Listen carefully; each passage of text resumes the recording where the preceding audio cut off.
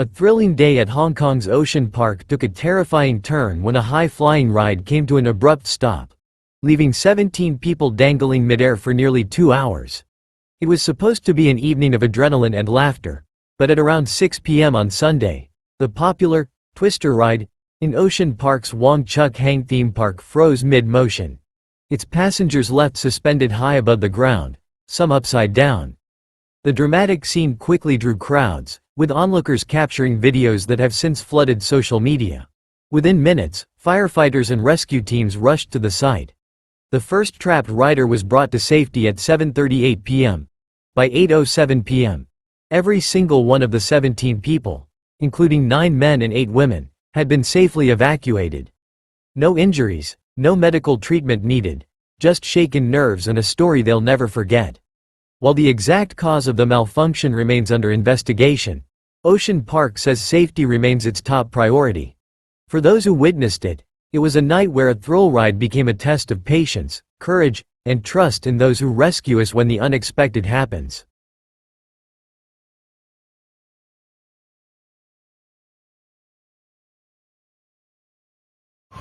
From coast to coast, the summer of 2025 is proving brutal. First deadly floods in Texas, and now, Chattanooga, Tennessee, is the latest community hit hard. Roads swallowed by water, lives lost, and an entire city on edge. Tuesday began like any other summer day in Chattanooga, but by nightfall, parts of the city looked unrecognizable. Torrential downpours dumped 6 inches of rain, the second highest one-day rainfall in Chattanooga's recorded history since 1879. The sudden surge of water ripped through streets, turning highways into rivers. Cars, some with drivers still inside, were stranded in the floodwaters. Firefighters raced against time, pulling people to safety, including truck drivers stuck along Interstate 24. By the end of the day, 3 lives were lost. Hamilton County Mayor Weston Wamp declared a state of emergency, warning residents to exercise extreme caution. Officials say they are now working with state agencies to assess the damage. The list of flooded areas reads like a map of the city: Amnicola Highway, Shallowford Road, East Brainerd, Hamilton Place, downtown Chattanooga, and Hickson, all hit hard. And while waters have mostly receded, this crisis is not over. Forecasters warn more storms could strike today, bringing another round of flash flooding. Schools across Hamilton County are already closed, and emergency crews are bracing for another long night. For Chattanooga, the message is clear: stay alert, stay safe, and stay ready, because this summer's storms are far from finished. In Serbia tonight, political tensions are boiling over. What began as a student-led protest movement has erupted into violent street clashes, threatening to plunge the country into its deepest crisis in over a decade. For the second day in a row, anti-government demonstrators and pro-government supporters faced off in Serbia, this time with flares, smashed windows, and riot police filling the streets. In the northern city of Novi Sad, outside the offices of President Aleksandar Vučic's ruling party, the president's supporters hurled flares at protesters. In response, protesters smashed office windows, prompting riot police to form a defensive line. Interior Minister Ivica Dačić confirmed at least 1 officer was injured, calling for a return of law and order. But the unrest didn't stop there. Thousands gathered in Belgrade, Kraljevo, Kragujevac, Kocic, and Niš. In the capital, tear gas filled the air as riot police dispersed groups of anti-government protesters. Elsewhere, police separated rival camps to prevent further escalation. This wave of protests began in November after a deadly train station collapse in Novi Sad killed 16 people, sparking allegations of corruption in state infrastructure projects. Since then, hundreds of thousands have marched, demanding early elections and the resignation of Interior Minister Dačić. Tuesday night's violence in the town of Vrbas left dozens injured, including 16 police officers, after clashes outside ruling party offices.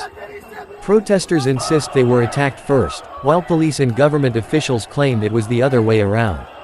President Vučić, who has ruled for 13 years, is standing firm, refusing to call early elections and branding protesters as thugs and terrorists. His appearance at a camp of supporters outside the presidency in Belgrade last night was seen as a direct challenge to the movement. Serbia remains officially on the path to EU membership, but Vucic's close ties with Russia and China, coupled with accusations of eroding democratic freedoms, have deepened the divide. Tonight, the streets of Serbia are not just a battleground for political power, they are the front lines in a fight over the country's democratic future. A revolution on rails. India is about to make history with its first-ever hydrogen-powered train, placing the country alongside the global leaders in green rail technology. The future of Indian rail travel is almost here, and it runs on hydrogen. Railway Minister Ashwini Vaishnaw has given the nation a first glimpse of India's inaugural hydrogen-powered train, soon to hit the tracks.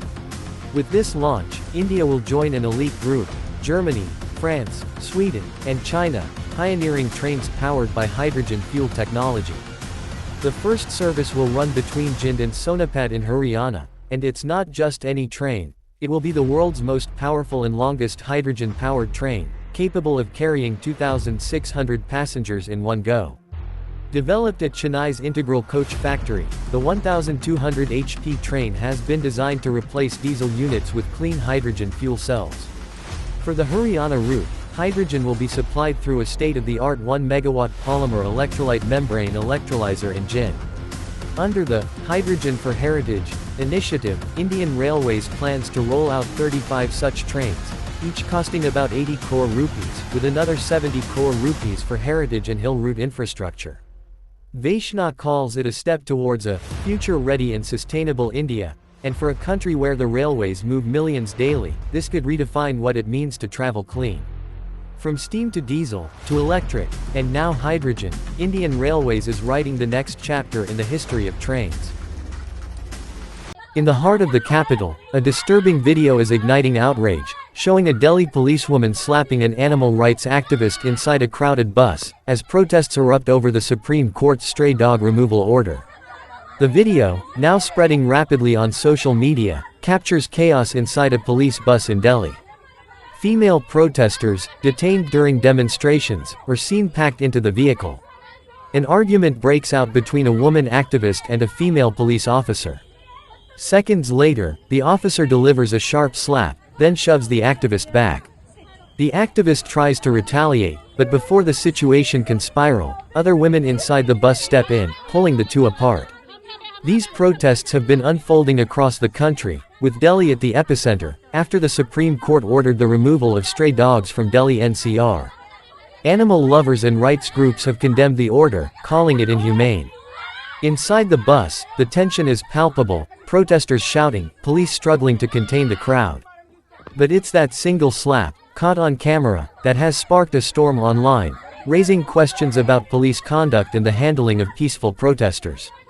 Tonight, as the video continues to circulate, public anger is mounting, and the debate over animal rights and law enforcement tactics is only growing louder. In Indonesia, the country's most dangerous volcano is making its presence known again, sending a towering plume of ash into the sky and reigniting memories of past devastation.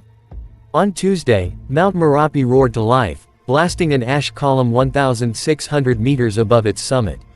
Seismometers picked up the eruption, recording a maximum amplitude of 30.4 millimeters and lasting just 34 seconds, but long enough to send a clear warning. Located on the border between the Yogyakarta Special Economic Zone and Central Java, Merapi remains at the second highest alert level on Indonesia's 4-tier danger scale. Officials say there have been no casualties or damage so far. But the volcano's history is a deadly one. Since 2018, it has erupted multiple times. Its most catastrophic event came in 2010, killing more than 340 people and forcing over 60,000 from their homes. With 127 active volcanoes in the country, Merapi is the most active of them all, and each new eruption serves as a reminder of its power and unpredictability.